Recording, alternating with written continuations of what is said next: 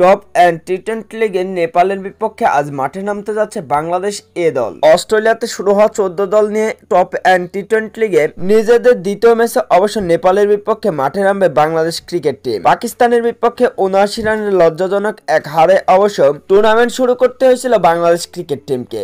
তবে নেপালের বিপক্ষে ঘুরে দাঁড়ানোর জন্য অবশ্য নিজেদের দ্বিতীয় ম্যাচে মাঠে নামতে যাচ্ছে টিম টাইগাররা। বাংলাদেশ দলকে অবশ্য নেতৃত্ব দিচ্ছেন নুরুল হাসান সোহান। সাম্প্রতিক সময়ে নেতৃত্বের জন্য দুর্দান্ত একজন ক্যাপ্টেন নুরুল হাসান সোহান এবং দলকেও ভালো পারফরমেন্স দেখিয়ে যাচ্ছেন নুরুল হাসান সোহান। তবে ওপেনিং জুটিতে আসতে পারে বেশ পরিবর্তন। ওপেনিংয়ে নাইম শেখের জায়গায় আসতে পারেন মাহিদুল ইসলাম অঙ্কন।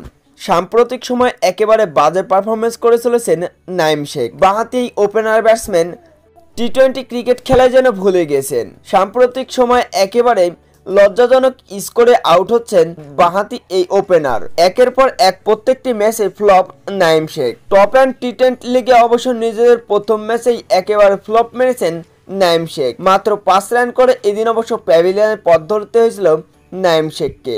তবে নিজেদের দ্বিতীয় ম্যাচে অবশ্য নেপালের বিপক্ষে ঘুরে দাঁড়ানোর জন্যই মাঠে নামছে টিম টাইগাররা। তো বন্ধুরা, বাংলাদেশ ক্রিকেট টিম কি পারবে আজকে নেপালকে হারাতে? অবশ্যই কমেন্ট বক্সে জানাবেন।